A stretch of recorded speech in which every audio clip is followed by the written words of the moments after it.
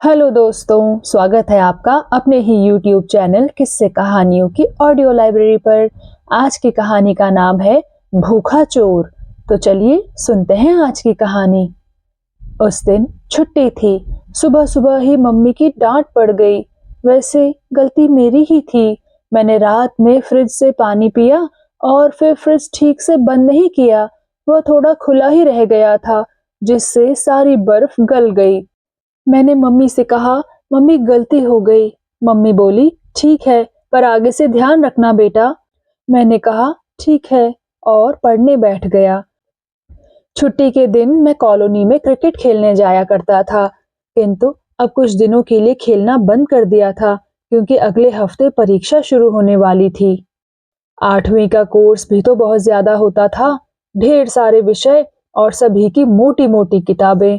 जब मैंने पापा से कहा, यह क्लास तो बहुत ज्यादा कठिन है पापा, तो वे बोले, इसीलिए तो कहते हैं कि 8वीं की पढ़ाई लोहे के चने चबाना है। हम लोगों का घर पापा के दफ्तर की कॉलोनी में ही था, इस कारण सब लोगों से खूब मिलना जुलना रहता था। मेरी उम्र के बहुत से बच्चे थे कॉलोनी में। क्रिकेट और फुटबॉल खूब खेला जाता था। क्रिकेट बॉल से अक्सर खिड़कियों के शीशे टूट जाते थे, तो खूब डांट पड़ती थी। पर अब हफ्ते 10 दिन के लिए खेल कूद बंद रहेगा, क्योंकि सभी बच्चों के इम्तिहान होने वाले थे। बस शाम को थोड़ी देर के लिए ही मिलना होगा। 2-3 दिन के बाद सुबह सुबह मम्मी ने मुझे फिर कहा, बेटे, रात में फिर से तुमने पानी पीकर फ्रिज बंद नहीं किया, खुला छोड़ दिया। आज तो आधा खुला था। मैंने मम्मी से कहा, मैंने खुला छोड़ दिया? पर मैंने तो रात में पानी पिया ही नहीं। इस पर मम्मी बोली, पर तुम्हारे पापा और मैंने भी तो फ्रिज नहीं खोला, और फिर तुम्हारे अलावा और कौन हो सकता है? मैं बोला, वाह मम्मी, आपने उनकी बात तो मान ली, फिर मेरी बात क्यों नहीं मानती?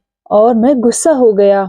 मम्मी बोली, तुम रात की बात भूल गए होंगे, याद ही नहीं रहा होगा कि रात में उठे थे, अभी बच्चे हो ना। मैंने कहा, बच्चा नहीं हूं, अब 14 साल का हो गया हूं। मैंने रात में पानी वाकई नहीं पिया था, और मैं पैर पटकता हुआ चला गया। मम्मी ने मेरी बात पर विश्वास नहीं किया। वह बुदबुदाते हुए चली गई। पर एक बात तो तय थी कि फ्रिज खुला हुआ था। किसी ने तो खोला ही था, पर किसने? शायद मम्मी ही रात में ठीक से बंद करना भूल गई हूँ। अगली रात मैं ड्राइंग रूम में बैठा पढ़ रहा था कि अचानक कुछ खटका हुआ। मैंने बरामदे की तरफ देखा तो फ्रिज की रोशनी दिखाई दी। हालांकि मुझे फ्रिज दिखाई नहीं पड़ रहा था, किंतु उससे बाहर आती रोशनी से यह पता चला कि फ्रिज अभी अभी किसी ने खोला था, किंतु पहले रोशनी नहीं दिख रही थी। मैंने आवाज लगाई, मम्मी, पापा, पर कोई भी नहीं बोला। हल्की सी सरसराहट हुई, लगा कोई मेरे कमरे की तरफ चला गया है। मैं बुरी तरह घबरा गया। 1-2 मिनट तक सहमा हुआ बैठा रहा, फिर हिम्मत करके उठा और बरामदे में जाकर फ्रिज बंद कर दिया। मैंने अपने कमरे में झांका, वहां कोई नहीं था, सब ठीक था। मुझे लगा कि शायद मेरा वहम होगा, पर अगर वहम ही था तो फ्रिज कैसे खुला हुआ था? मैं चुपचाप मम्मी के कमरे में गया और उनके साथ दुबक कर सो गया। सुबह उठकर मैंने मम्मी पापा को रात की बात बताई। मम्मी ने घबराकर कहा, तुमने उसी समय हम लोगों को क्यों नहीं जगाया बेटा? मैंने कहा, आप लोग सो रहे थे और फिर मैंने देख लिया था, कोई था भी नहीं। पापा ने कहा, फिर भी जगाते तो। मैंने कहा, आप लोगों की नींद खराब होती और फिर मैं कोई डरा थोड़े ही था। मेरी बात सुनकर मम्मी मुस्कुराने लगी। अगर मैं डरा ना होता तो भला उनके पास जाकर क्यों सोता? वे बोली, अब रात में तुम हमारे कमरे में ही सोना। मैंने कहा, ठीक है। दरअसल मेरे कमरे की खिड़की का शीशा टूटा हुआ था। खिड़की में सीखचे भी काफी दूर दूर लगे हुए थे। उनमें से नाटे कद का कोई भी दुबला पतला आदमी या बच्चा आसानी से निकल सकता था। मैंने कहा, पर मम्मी, वह कुछ और क्यों नहीं ले जाता है, खाली फ्रिज ही क्यों खोलता है? मम्मी बोली, पता नहीं, शायद भूखा होगा, सोच रहा होगा कि पहले कुछ खा पी लूं फिर चोरी करूं, और तभी तुम जग गए। उनकी बात मुझे ठीक लगी। शाम को जब मैं बाहर गया तो मैंने अपने दोस्तों को इस बारे में बताया। पता चला कि यह चोर और भी कई घरों में धावा बोल चुका है और हर घर में फ्रिज ही खोलता था। हम दोस्तों की दिलचस्पी इस चोर में बढ़ गई। मेरे एक मित्र ने कहा कि लगता है कोई भूखा चोर अपनी कॉलोनी में आ गया है, इसलिए खाने की चीजों की ही चोरी करना चाहता है। पर लोग जग जाते हैं, इस कारण वह हाथ साफ नहीं कर पाता है। हम दोस्तों ने चोर को रंगे हाथों पकड़ने के लिए देर रात तक जगने का तय किया। मैंने जब मम्मी को बताया कि मेरे कई दोस्तों के घर भी यह चोर आ चुका है और वहां भी फ्रिज ही खोलता है, तो उन्होंने कहा, मेरी सहेलियों के घर पर भी यह अजूबा चोर आ चुका है।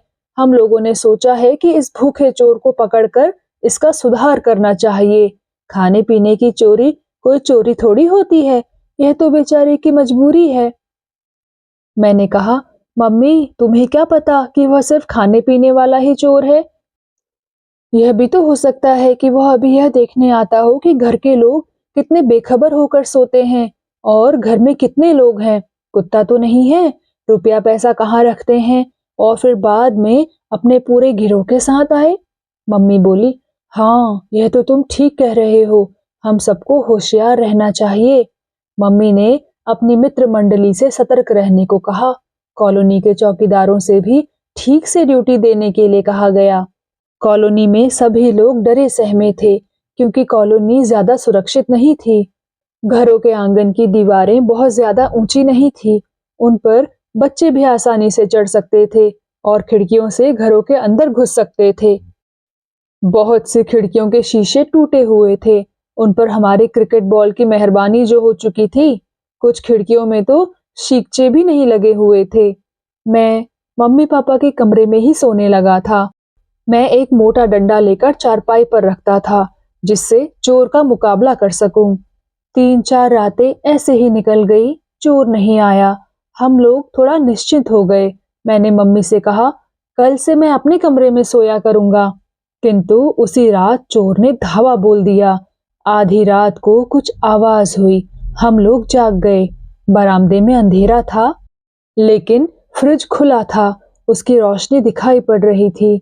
वहीं पर एक बड़ा कटोरा नीचे फर्श पर गिरा था, उसमें रखा दही जमीन पर बिखरा था। पापा ने जोर से कहा, कौन है, कौन है? आवाज सुनकर चोर दबे पांव मेरे कमरे में भागा और तभी कुछ गिरने की आवाज आई। अंधेरे के कारण कुछ दिख नहीं रहा था। हिम्मत करके हम लोग कमरे की तरफ बढ़े। मेरे हाथ में डंडा था। कमरे में सड़क पर लगी बत्ती की रोशनी आ रही थी। खिड़की पर रखा गुलदस्ता नीचे गिरा पड़ा था। मैंने खिड़की से बाहर झांका। चोर दीवार की मुंडेर पर था। देखते ही बाहर की तरफ कूद गया और वह था एक गोल मटोल चमकीली आंखों वाला भूरा बिल्ला। तो दोस्तों, कैसी लगी आपको ये कहानी और आपने क्या सोचा था कि चोर कौन होगा?